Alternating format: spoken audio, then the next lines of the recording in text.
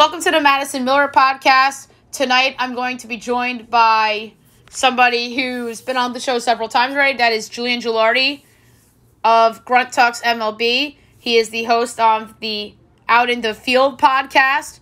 He is a member of the Internet Baseball Writers Association of America. He covers the Somerset Patriots for minor league baseball. And he's just overall a great guy. And tonight we are going to get into the first episode of The Captain, which is the Derek Jeter documentary. And then we're going to get into some Juan Soto trades as Soto turns down the contract extension. I made up some Juan Soto trades, and he and I are going to determine who says yes and who says no to each deal. And we did something similar a few weeks ago with James Celestin with Kevin Durant. So that should be fun as well. So hope you guys enjoy the show. All right, now we are joined by Julian. How's it going? Been a long time since I've had you on. Yeah, Madison, thanks for having me. I know it's been a minute, but we have a lot to catch up on, especially with the baseball world, which we're going to do. So I'm excited. Thanks for the invite, and we're rolling. Yeah, so last night was the start of the Captain documentary. We obviously both watched the first episode. What are your thoughts and takeaways from the first episode of the Captain? I thought it was really good. It was cool. I thought it was interesting timing right after the home run derby. I thought the time slot was a little bit late, but I figured they were trying to get everyone's attention because the derby was going on. So all the Yankee fans were kind of waiting for it. They wanted the derby to end. I thought it was really captivating. I thought they did a good job of describing some things I didn't know about because we were not really, we were alive, but like barely breathing at that point in time. So it kind of went back in time to explain some things that I didn't know, like about the draft process. I knew he struggled in A-ball, like the 56 errors, but it was really interesting to go through his family dynamic too and learn some more about that and kind of how people viewed the situation at the time. Yeah, I really enjoyed that first episode. I love that his family's involved in it. I've always liked Jeter's parents just from like past interviews and whatnot, and the sister as well. But my biggest takeaway from it was when they talked about how George got suspended for 2.5 years and how Stick Michael had to like take over the team. It's just a big what if in Yankees history in the early 90s if George didn't get suspended, like what could have gone down and whatnot. To me, that was like a huge takeaway in that first episode of the documentary. Don't you agree with me about like the what ifs of George's suspension? Yeah, that was an interesting game too, because like I knew about it, but like I didn't know all the details really. Like Steinbrenner was a little bit crazy at times. I mean, what he did was obviously not cool with the Winfield situation. So I honestly feel like it benefited the Yankees though, because I don't know if he would have held on to all the core 4 guys that helped us win those World Series. He might have traded them for like some superstars that maybe wouldn't have worked out. Maybe they would have, but I think it would have been a lot different, and it kind of shaped the Yankees when we were young. Yeah, I agree with you. I think that some of those players might have been traded. And Jeter was in trade rumors himself in 95. I remember Michael Kay mentioning this like years ago on his show and on like his show Center Stage and some other stuff, even in broadcasts, how Jeter would be in trade rumors. And they almost traded for a shortstop. And then Mo was in a trade rumor as well back in 95. So it's just some crazy what ifs in Yankees history in the 90s as well. Yeah, I agree. I knew the stuff about Rivera. I didn't know as much about the Jeter trade rumors. But yeah, all that stuff back then was like really crazy. Like if you did one thing different, like it could have changed everything. Like they might not have got any of those World Series. Right, exactly. And the other thing that I liked about the documentary is how they showed like the draft process of them going through all the names in the 92 draft before they get to Jeter. And Jeter talks about how he thought he was either going 1 or 5.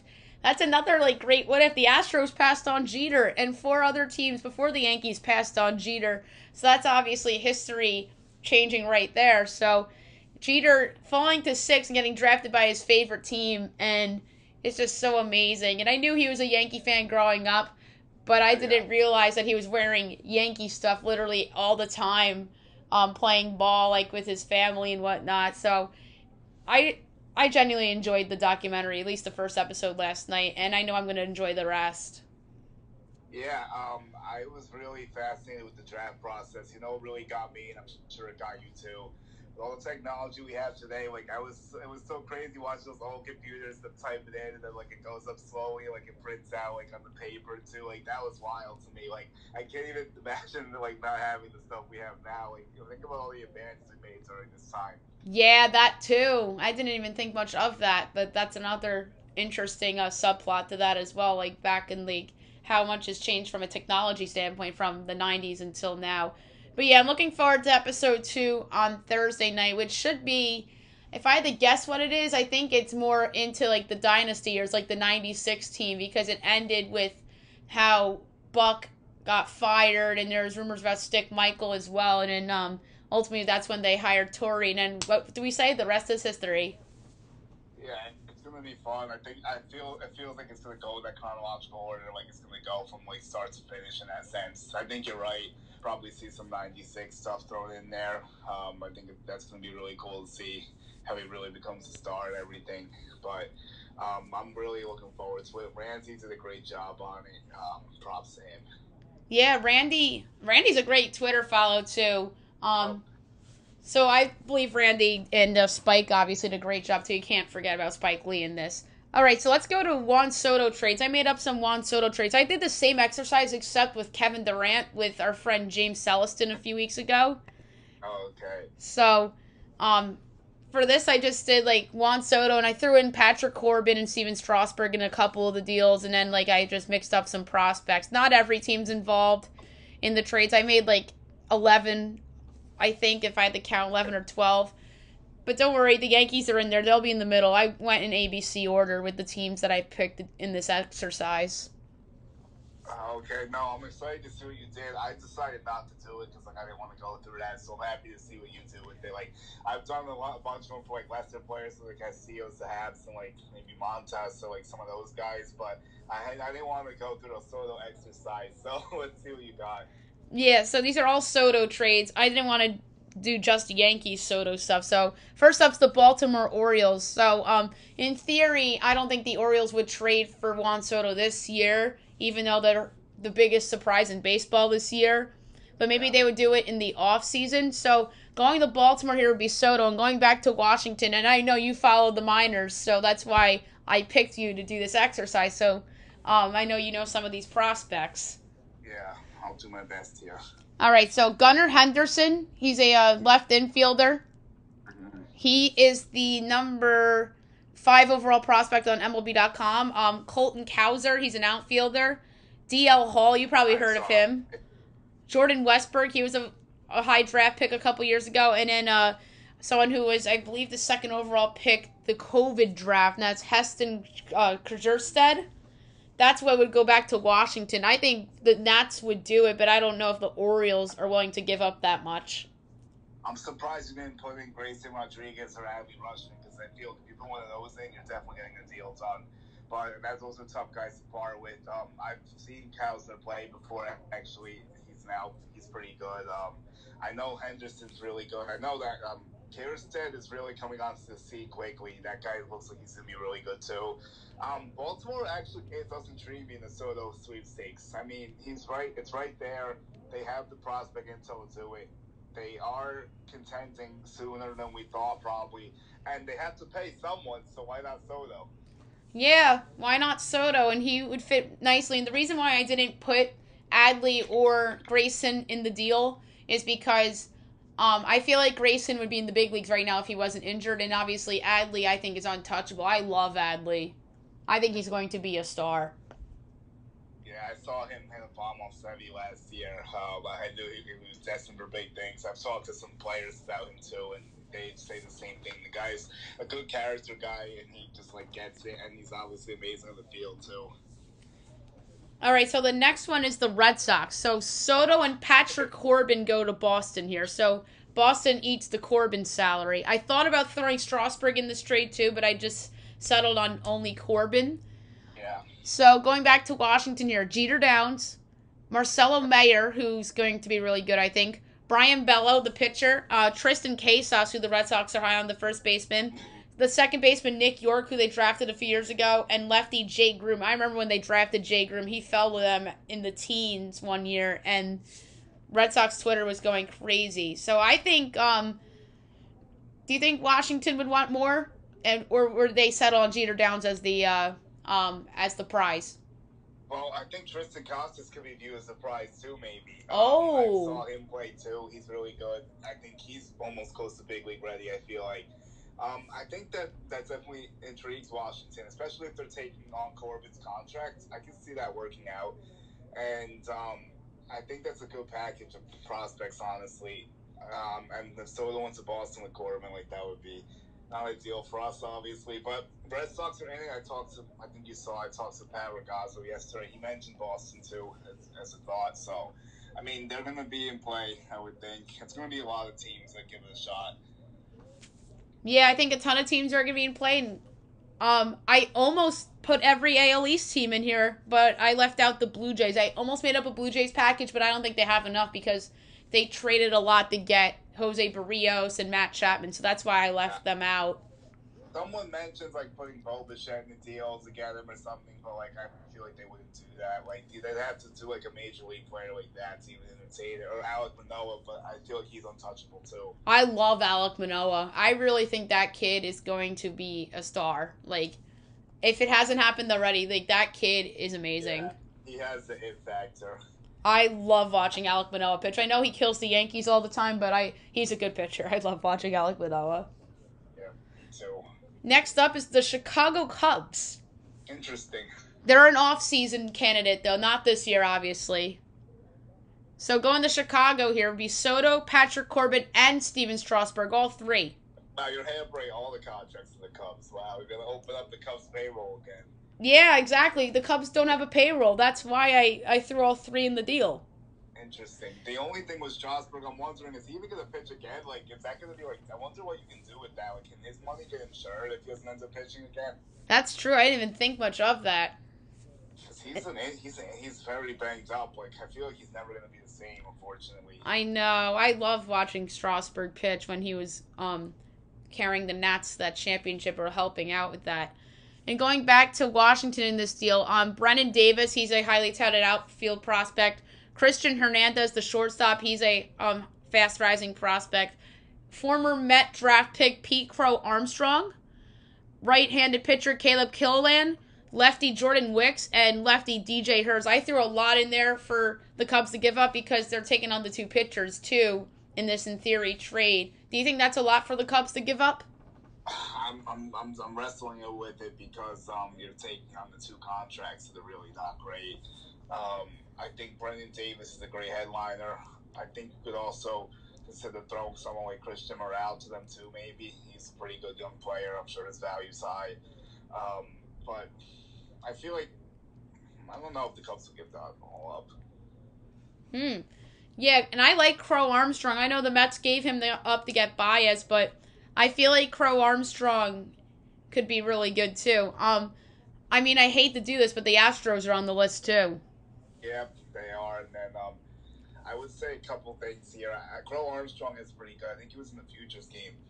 My question for Houston is, I think they have the assets, but they've never wanted to pay a long-term deal like that to anyone. But maybe Soto will be the exception. Yeah, so in this deal going to Washington, and by the way, Corbin I have going to Houston in this deal too. So it's Soto and Corbin, and going back, it's Hunter Brown, their top prospect right now, catcher Corey Lee, Pedro Leon, he's a shortstop and plays some outfield. Forrest Whitley, remember him? Remember the Astros thought he was going to be like this great pitcher? Yeah. Peter Solomon and Sean Dubin for Soto and Corbin. For Soto and Corbin. I've watched the Astros to fix Corbin somehow too. But like, that's an interesting play. I think. Did you use? Did you use the trade value site to do this? I'm curious. Like, what did you use? Oh, I used MLB.com, the prospect list. Oh, okay. You just like pulled the best people off the list. Okay. Did you just do like the top people basically, with a few exceptions of like some guys that are like major league bound? Yeah. I pulled up MLB.com prospect lists, and I threw some Major League players on some of them. Like, I threw in, Jeter Downs is a Major League player right now, so he's obviously on there. There's a couple Major League guys coming up in a couple of these deals. Who do you think's the headliner for this deal for the Astros? Probably Corey Lee, the catcher, I would think, because, Yeah, that's a good one. I mean, I'm not sure if Washington would bite, but, I mean, if you dump Corbin, they probably would consider doing it. I think it's an interesting play. For the Astros game, that'd just be downright scary. So, but there's in the play, I would assume. Yeah, I think that the Nats say no because I think there are better prospects on the table from other teams. Right, yeah. I was, looking for, someone that would, kind of knock it over for the Nationals, but, I couldn't find enough substance in it. Yeah, so next up's the Angels. To put Soto with Trout and Ohtani, and former teammate Anthony Rendon. Wow. So what are we giving the Nationals here? So the Nationals get back Sam Bachman, the right-handed pitcher, shortstop Errol Vera, middle infielder Karen Paris, outfielder Jordan Adams, lefty Kai Bush, I almost said Kyle Bush, and catcher Edgar Cuero. I thought about putting in the young pitcher that threw the no-hitter this year, but I backed off because the Angels have got to keep somebody. Yeah, I mean, the Angels, this doesn't even make sense for them because they still will just paying much for their own offense. But, yeah, I wouldn't give them Demers either. I mean, you could put Joe Adele in the deal maybe. I know his value's down a little bit, but Adele would make some sense because he would get a fresh start in Washington and they could try to replace Soto with him a little bit. But if the Angels do this, it's just not practical for them. But maybe Washington would accept it if you put Adele in the mix. I thought about putting Joe Adele in there, but I didn't because of his value being low. Yeah, I can see. I feel like he's probably still valued in baseball, but he's definitely taking a hit, unfortunately. Yeah. So the next team is the Dodgers. There's a Major League player in this deal. Going back to Washington. I'm going to guess it's Gavin Lux or Dustin May. Which one? Gavin Lux. Yeah, he makes sense. He has a lot of value. That would be a good piece for them. And I think you probably agree with me. The Dodgers might be the leader in the clubhouse for him. They're right up there with anyone. I think there's another favorite that's not the Dodgers. We'll get to them eventually. So it's Soto and Steven Strasburg going to the Dodgers, not Soto and Corbin. This is Soto and Strasburg going to the Dodgers. By the way, I have Corbin in the Angels deal. Corbin's in the Angels deal. Oh, I didn't know he was in it. I wasn't sure. I forgot to ask that. Okay. Yeah, most of them have Corbin and Soto in them, but the Dodgers one is Soto and Strasburg. Felt the bad contract because his value is just too high. You need 6 or 7 players to even match him in most situations. Yeah, so Dodgers going back to Washington. Diego Contreras, the catcher. Bobby Miller, who I really like, the pitcher from Louisville. Michael Bush, infielder. Andy Pages, the outfielder. Righty Ryan Papoy, I don't know how to pronounce his last name. Landon Knack, another righty, and then Gavin Lux. That sounds like it would make Washington interested, especially if you're taking Strasburg and you're going to have mine with Lux. I think that's a good deal for both sides. And the Dodgers, they have the money to pay Soto, and their prospect pool is one of the best still somehow. I don't know how they have so many good prospects in drafts. It's just ridiculous. But credit to them for building up the assets. And they're probably a top 3 destination, honestly, maybe even 2. To me, they're the second favorite behind them. I'm not gonna spoil it now. I'm gonna say it once we get to it. I have a good guess. I won't say it yet either, but it's one of 2 teams. It's not the Yankees. It is not the Yankees. I think the Yankees, are arguably the third choice. Yeah, I would put us third, maybe. I'd say Yankees are third or fourth, but I would say third. Yeah, because of I don't think the Mets are realistic because of division problems. So that would probably put the Yankees in third place. Yeah, I think the Yankees are ahead of the Mets in this conversation because of the NL East. Because I don't think that Washington wants to trade with the division. Yeah, it makes sense. You can't stomach that, really, no matter what the Mets might give you. Yeah, so Mets are up next, ironically enough. All right, so let's see what you did. I'm going to guess you put Beatty and Alvarez in there. They're both in. Yep, you have to. You have to. That's the only way you start a conversation. Yup, and then Soto and Corbin to the Mets for Alvarez, Beatty, Ronnie Maracchio, Mark Vientos, and Matt Allen. I mean, if it wasn't in the division, I bet you did highly consider that. And Pat talked about the other guy yesterday. Who's the third guy you said? Ronnie Maracchio, the shortstop. He talks about Maracchio. He thinks that's the highest player the Mets to be willing to part within the deadline. That's what he told me. He says that Beatty and Alvarez are untouchable unless it was a deal like this. Yeah, I could see that from the Mets side of things. So, I would say if the Mets were not in the NL East, the Nats would probably say yes to that. I agree with you 100% because it's actually a decent deal. It's a decent deal, and plus I had to put the Dodgers, Yankees, and Mets in like I had to do like overpays for those teams because they're big markets, and then even Boston, I thought I made an overpay deal with Downs and Casas being in that deal.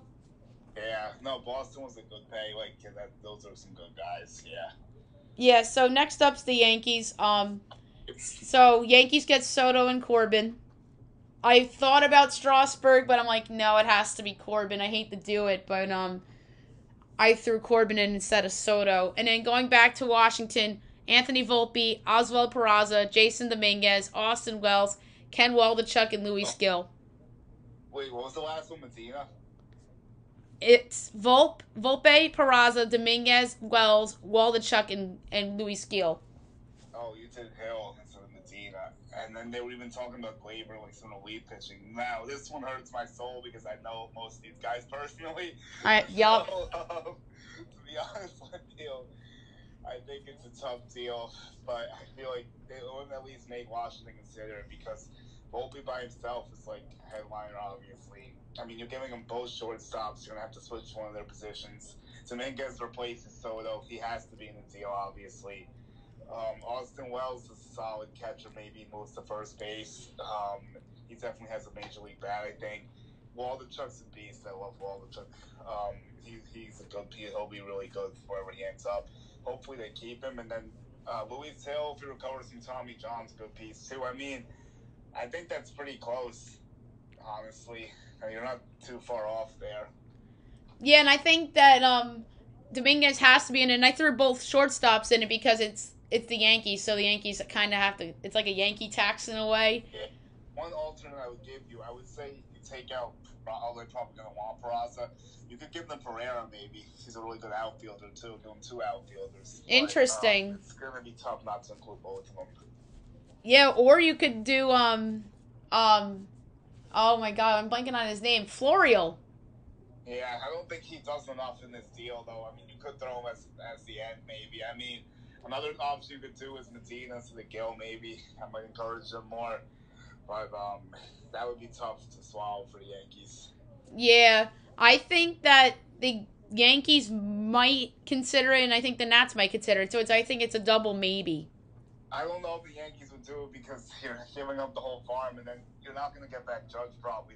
That's the thing with me. Like, if you got Soto with Judge gone, like, and then you have to give up all these guys too. Like, Soto's great, but I don't know if it's worth like completely changing the entire team.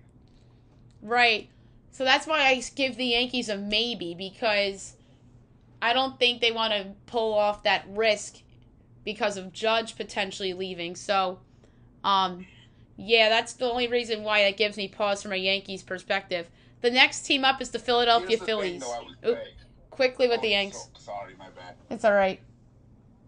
I was going to say quickly, I feel like it's an off-season thing for the Yankees. Like, if they can't work it out with Judge, maybe they pivot to Volpe. Not Volpe. I mean, Volpe would have to go, unfortunately. Maybe they would pivot to Soto, because I don't know if he's actually going to get dealt in the next 2 weeks. That sounds kind of crazy to me. Yeah, I don't think he's going to get dealt in the next 2 weeks, personally. But I could be wrong. Yeah, we might be wrong. We might be wrong. The next up's the Philadelphia Phillies. Soto and Corbin, the Philly. Back to Washington. Andrew Painter, Micah Bell, those are the pitchers. Johan Rojas, the outfielder. Hans Krause, another pitcher. Ethan Wilson, another outfielder. And a major leaguer in this deal, Alec Boehm. Wow, I mean, that's another division problem, but Boehm's a good headliner. He could help with some offensive production. I don't know if they'd actually say yes to that, though. I threw a lot in there because it's Philly. Yeah, that's why I'm, like, debating it. Like, wrestling with it. Like, it probably is a good deal, but, like, again, this division, like, I can't see him going to Philly. Yeah, I can't see him going to Philly either, but I just wanted to throw them in there because it's the Phillies. Well, they have the money to do it. It makes sense. So I understand that. Like, you got to think of it as teams that will actually pay him, and that's one team that would. Yeah. Next up is the Cardinals. Just Soto going to St. Louis. No pitchers. Your top team, where do you rank the Cardinals in the race? They're not my top team. I have them probably like 5th, 4th. I would put them in there because I've seen some mocks, so, like, it's not that hard to get them. Like, I've seen mocks of, like, 4 players that matches value somehow. But I don't know if they would pay him. That's the thing. I'm not sure if they'd be willing to do that. I mean, they have Arenado and Goldschmidt. Apparently, those are only long-term commitments, so people are saying maybe it's possible. But I know they have the players to do it, so what did you offer? All right, so Washington gets Jordan Walker, the third baseman. Matthew Liberatore, the former Ray. He's really good. Catcher Ivan Herrera. Outfielder Jonathan Baez. Righty Michael McGreevy. And outfielder Alec Burleson. Oh, wow, you did the deal without Carlson. I'm surprised. Yeah, no Carlson in the deal. Because everyone seems to be hung up on putting Carlson and Walker in it until, like, start the conversation, because, like, that definitely gets it going. But if you do all those assets, I'm sure it equals Carlson in some sense. Yeah, I thought about Carlson, but I'm like, you know what? I think they could potentially do it without Carlson. Yeah, and that's better for them, obviously, if they can do that, because then their outfield will look really strong with Tyler O'Neill in there, too. And then Yep. they can Bader, I guess. But they're an interesting team to watch for, definitely. Yeah, all right. Here's the team that I think is the favorite, and that's the San Diego Padres. I have a feeling. I think they're the favorites. All right, so Soto and Corbin go to the Padres in this deal. Okay. Going back to Washington, C.J. Abrams. That's a huge one. Robert Hassel III, the outfielder. Okay. Catcher Luis Campusano. Mm-hmm. Outfielder James Wood. Okay. Righty Reese Nair. I don't know how to pronounce his last name. And lefty Mackenzie Gore. That probably gets it done, honestly. Yup. That's what I say. That gets it done. Gore and Abrams in it, done. Yeah, I mean, that's the thing. The Padres could do it. Like, if I think Patsy thought they were a front runner too, honestly. And someone else reported they were a front runner. I forgot who it was. I saw it on Twitter somewhere. Was it Heyman or, like, not Passman? I don't think. Someone said they were in the driver's seat, though. I think it was Heyman. Heyman, yeah, there we go. I figured. Heyman also said that the Yankees and the Dodgers were favored for Castillo. Yeah, I think it's going to be a battle for the Dodgers to get him. And I know Houston's emerging, too. So, like, I hope the Yankees figure that out. Yeah, we'll talk about that in a couple of minutes. But, yeah, Soto to San Diego as the front runner was John Heyman that reported that, if I'm not mistaken. I don't think it was passing. But, yeah, I think that package gets it done, especially with Gore and Adams in it, or Abrams, because Abrams can slide in at shortstop, and then Mackenzie Gore leads your rotation. Yeah, that would make some good sense for them. I think the top 3 are Padres, Dodgers, Yankees, and I would put the Cardinals 4 and the Mets 5 just because they have the money and the assets. A team that I have in my top 5 is also in the American League East, but it's not the Red Sox. Orioles? The Tampa Bay Rays. Oh, wow, that's an interesting one. We didn't even do them, so what you got for them? So they just get Soto in this deal. And going back to Washington, Taj Bradley, the pitcher, Curtis Mead, infielder, shortstop Carson Williams, shortstop Greg Jones, righty Seth Johnson, Cole Wilcox, another righty, and then Brendan McKay. Remember Brendan McKay? Yes, I know McKay. All that for Soto. Wow. I mean, that probably makes them think. It's just a question of Tampa Bay is going to pay him, which you have to question, obviously. But if you're going to pay someone, it should be him. Yeah, he could play with Arizona and Wander Franco. Yeah. I think Tampa would be 5 or 4 on my list. Because my top 3's Pods, Dodgers, Yanks, and then I'd say Tampa Bay potentially, and then my number 5 team. It depends on what goes on at the trade deadline, but right now my number 5 might be. I hate to say this, but my number 5 might be the Mets. Yeah, I think I'm in the same boat with the Mets being the 5th. It's just if they weren't in the division, I feel like they'd be way higher. That's the only thing that's messing them up here. Yeah, the same thing happened with when there'd be players in the American League East available. Manny Machado. Remember, like 4 years ago, he was available, and the reason why the Yankees weren't among the front runners was because of the AL East factor. Well, there's some stuff coming out about that too. It's funny because they're saying that he thought he was going to get it. The Yankees were going to get it done. Apparently, we didn't want to include Sheffield or something at the time, which is obviously not smart. But like it's crazy. Yeah, they Yankee tax, that's for sure. I mean, I wish they would have done it because then they probably would end up re-signing it. But I mean, they're in a good spot now, so can't be too upset. Looking forward to the second half of the year. Yeah, and there's one more Soto trade that that's on the table here. The San Francisco Giants. Okay. So it's Soto and Corbin going to San Francisco. Mm-hmm. Going back, Marco Luciano, the shortstop. Yeah. Kyle Harrison, the lefty.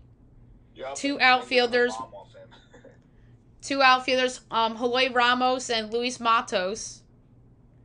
Will Bednar, the pitcher, and then Patrick Bailey, the young catcher. I was going to say Joey Bart would have been cool, but he's kind of took a plummet too, so I don't know if he would make sense for them. But sure, that makes Nationals think, and Giants, I feel like we've been saying, the common theme, I don't think they have too much long-term commitments either, so like they could do it if they want to pay him. I mean, that's an interesting one, and I think they have been mentioned by some people, so that's definitely someone to look for too. Yeah, you can't rule out the Giants in here. So yeah, that's it for the Soto trades. I threw the Rays one out before the Giants went out, only because I think the Rays are low-key a dark horse here to potentially acquire them. So you can't rule out the Rays and their deep farm system. So a couple rapid-fire things before we go. This is a funny one. So James comes on a couple weeks ago, and I said, give me your hottest take. And he said that the New York Giants will win 8 games. I laughed at him for that one. Do you think that's realistic? I don't. Yeah, I'm kind of with you. I don't really see that one. I don't think it's like the craziest thing to say because I can't say 10 wins, but like, I think the Jets have a better shot of winning 8 games. I'm going to be honest with you. I think you might be right because the case for the Jets would be Zach Wilson makes a huge leap and the Mekhi Becton situation gets figured out. The pass rush is improved. I think there's cases for both teams to potentially surprise, but I think it's more likely with the Jets than the Giants, only because of the possibility of Zach Wilson making a big leap. And I think we know what Daniel Jones' ceiling is at this point. So that's why I think James is a little nuts for that prediction. Yeah, I mean, we'll see. Football's crazy. You never know what can happen. Like, it's some of the sports predict, obviously. Yeah, so back to baseball for a second. How about a surprise name that could be traded at the trade deadline that's not named Juan Soto? Trying to think of someone really quickly. I don't think that's... Alright, let me think quickly. Like a bat or a pitcher? Okay, let me try it. I'll throw out 2 that you'll be, like, surprised with. I doubt either of them happen, but I'll go for Zach Gallen and Pablo Lopez. Ooh, Pablo Lopez isn't a bad call because the media, like Heyman and those guys, always throw out the Marlins pitchers. I feel like every trade deadline and every winter meetings, the Marlins are open for business. So, like, that, you throwing his name out there doesn't surprise me. And what was the other name? Zach Gallen. From the Diamondbacks, Zach Gallen. I'm a big fan of Zach Gallen. Former Marlin, by the way. Yeah, I just feel like those are teams that, like, you never know what they're really thinking, and they could be looking to retool always. They can get a lot of assets for those guys. They both need help in a lot of different areas.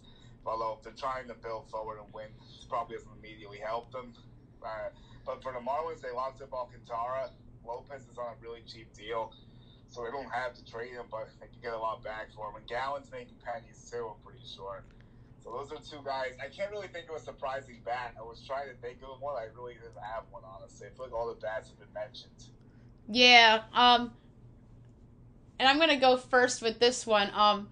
A bold prediction of the second half of the season. I have one in my mind, and I'm gonna throw a Yankees bold prediction at you. Ready? Garrett Cole won the American League Cy Young Award. I can see that one happening. He's starting to round into form. It's just like it feels like they never want to give a Yankee the award. Do you want a hot Yankees take from me? Yeah. Okay, let's think of one really quickly.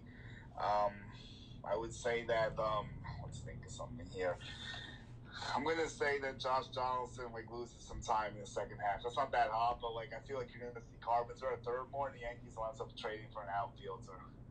Interesting. I disagree about Donaldson. I think Donaldson's gonna have a huge second half. I just have a funny feeling that he had a rough first half because he had COVID and he was dealing with some stuff. So I could see a big second half from Donaldson.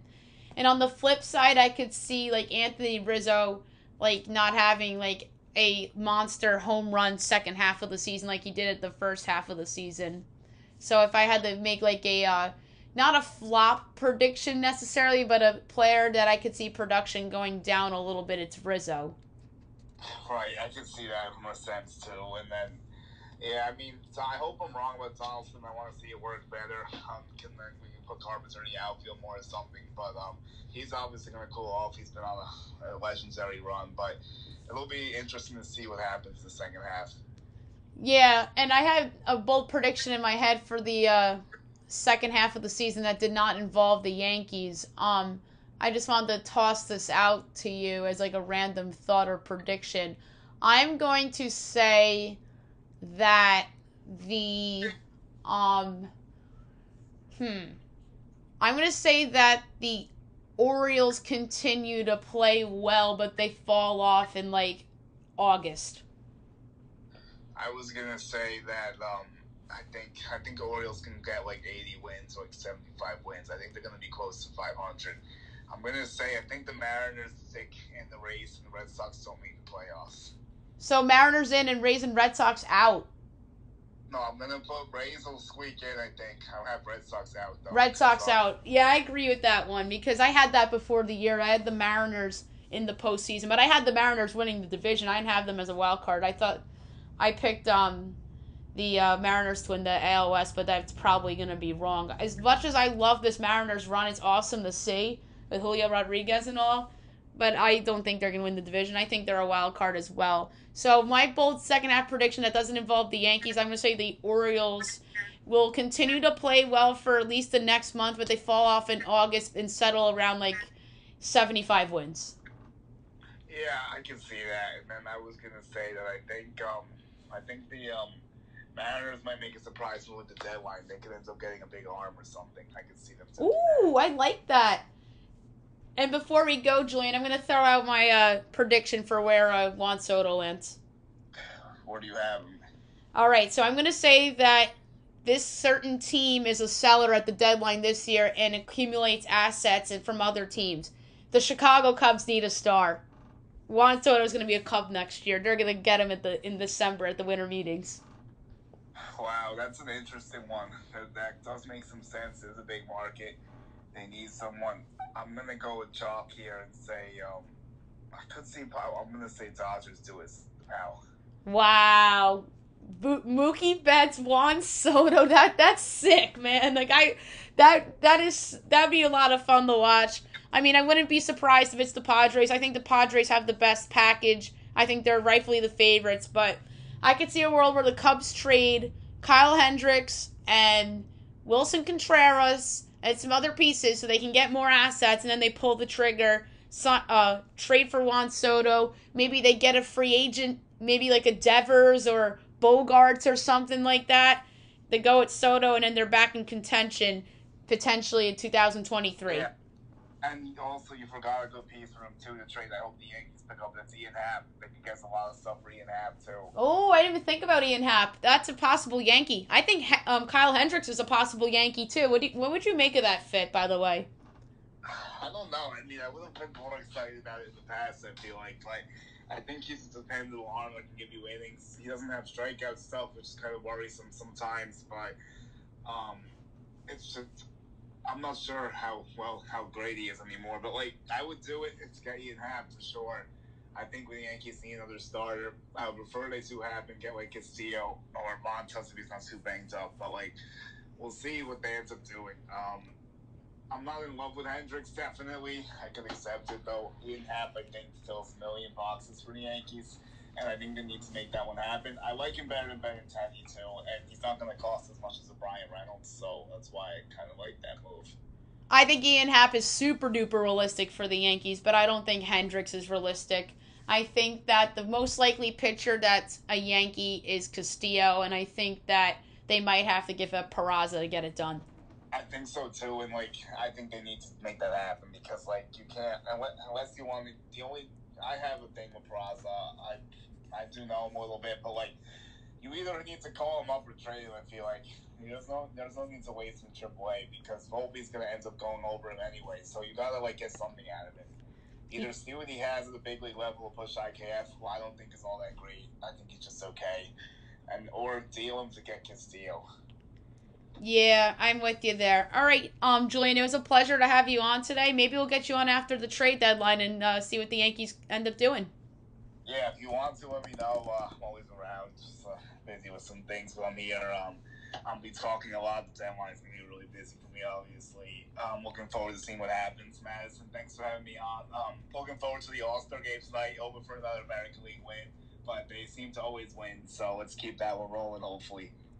Yeah, let's hope for that as well. So we'll talk soon. All right, have a good one. Thank you. Of course.